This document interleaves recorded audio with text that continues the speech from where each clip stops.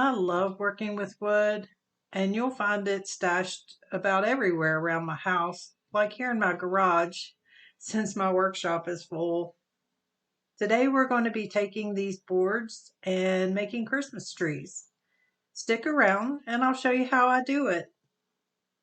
Hey everyone, welcome to A Handful of Daisies. If you're new here, I'm Elaine.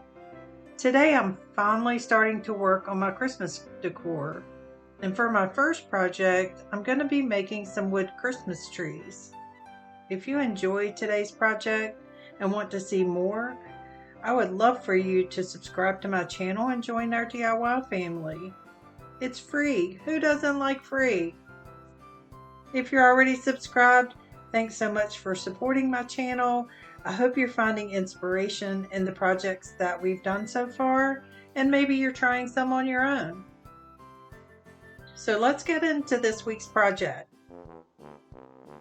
We're going to start out by cutting out 3 different size tree shapes I drew out on this cardboard.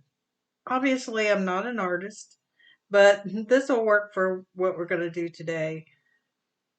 I'm going to use a cutting blade that I picked up at Dollar Tree. They work really well to cut the cardboard. I'm also using my cutting mat. I want to make sure that I don't cut into my table. I believe I picked this cutting mat up at Walmart.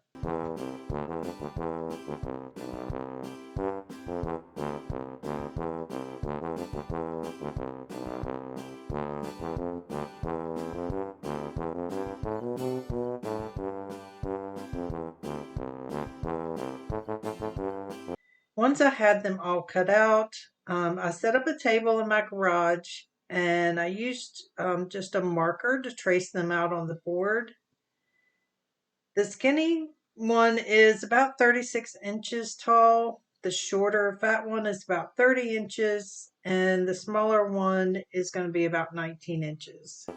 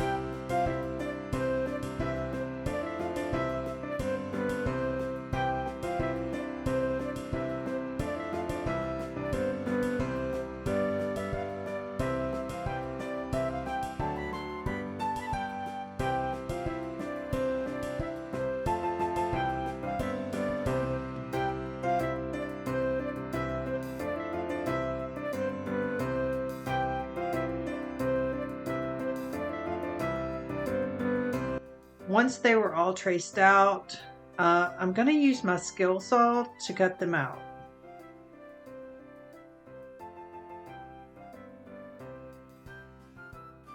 First, I'm just going to cut all around all the trees. That way it'll be more manageable to cut around the edges.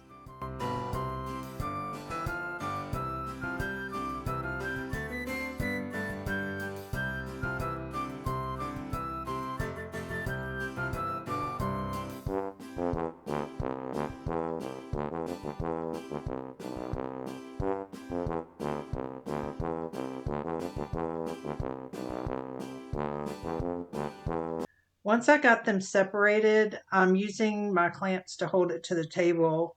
That way I'm able to cut it out a little more easily. It's not going to be a perfect cut, but that's okay because trees aren't perfect, right?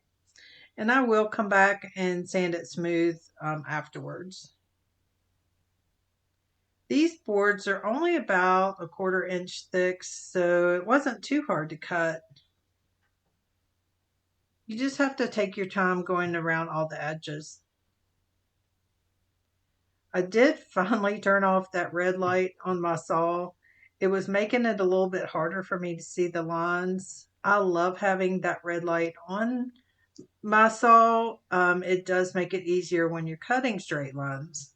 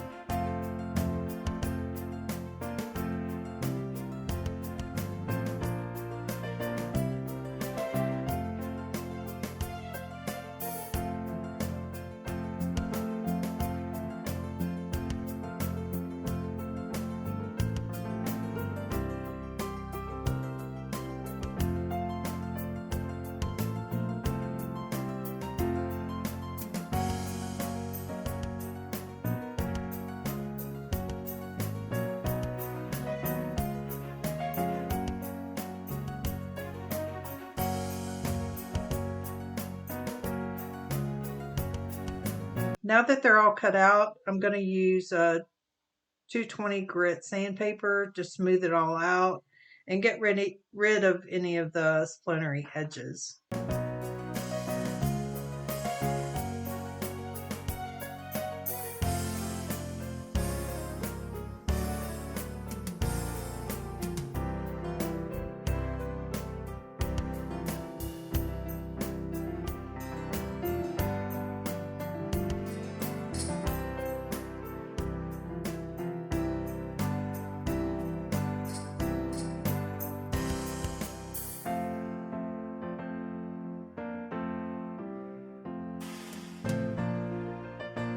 Now that they're all smooth, I'm just going to bring them back into my craft room and we're going to put a little extra texture on them. I have my table covered, my Starbucks ready, some spackle, a putty knife, and my gloves. It's about to get messy.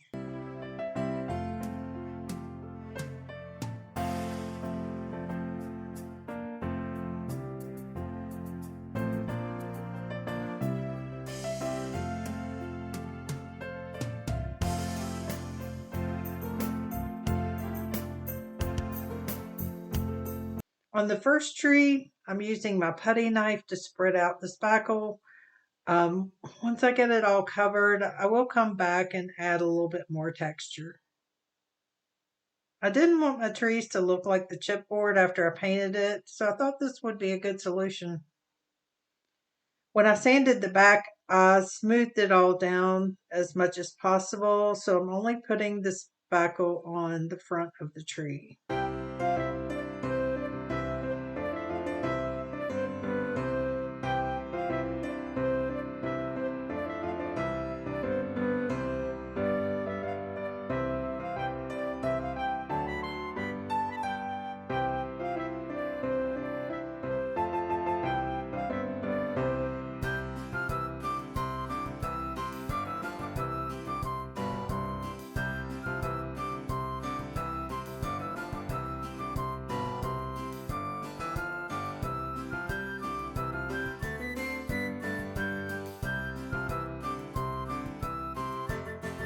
Then I'm going to use a wire pick, and starting at the top, I'm just going to pull it down to the tree branches just to give it a little bit more texture.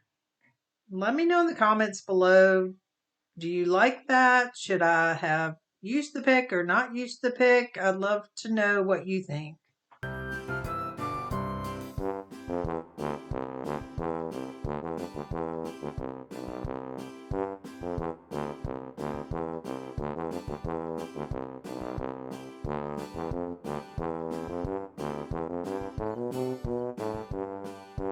I'm going to put that one to the side to dry and start on the next one.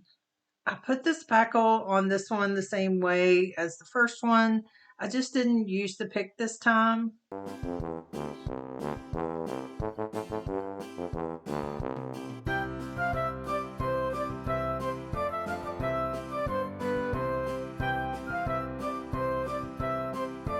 And for the third one, I decided to put the spackle on with my fingers. You know, as a crafter, you have to get it all over you at some point, right? Then I'm using my fingers to give it a little extra texture as well.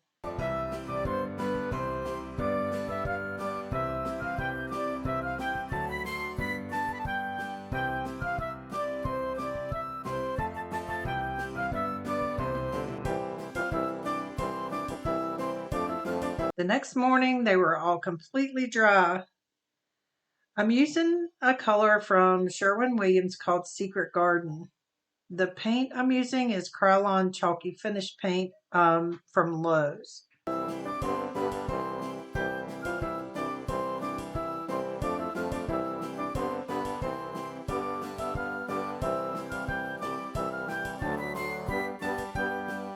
It does take a good heavy coat of paint to cover the spackle because the spackle does absorb the paint pretty much.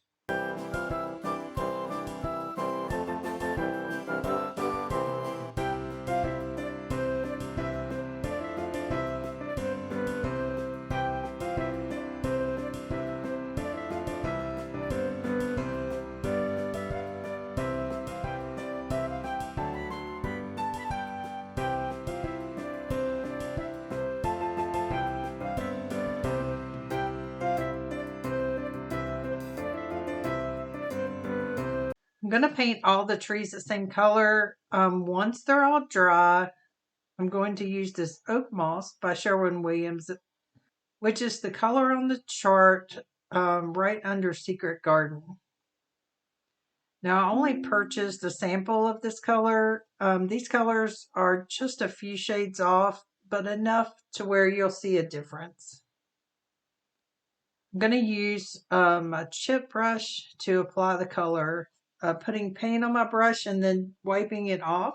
So it's more like a dry brush, and you can see the darker colors underneath.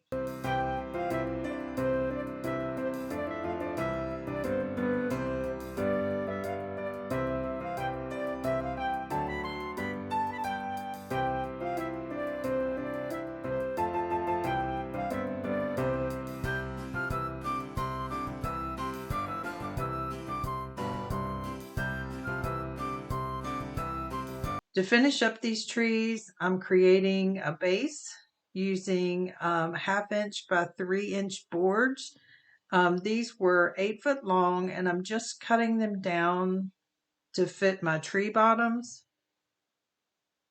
And I did save a piece of the wood from cutting out the trees, and I'm going to use that to gauge between my supports so I know how far to adhere them to the base. To hold them down, I'm using Instant Bond. I picked this up at Lowe's. It's a 2-part glue that dries instantly, which I love. But of course, I don't trust that. So I come back in the end and use my brad nailer as well.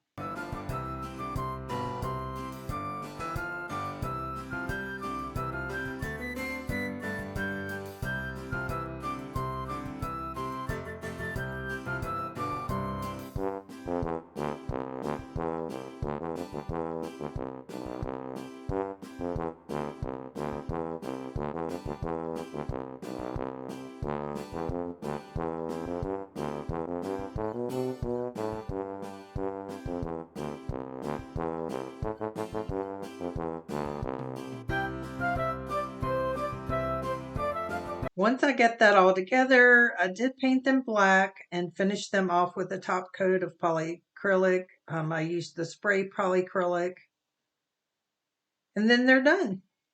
Here's a look at how they turned out. I ended up making 2 of each size. Let me know in the comments below, how do you think they turned out?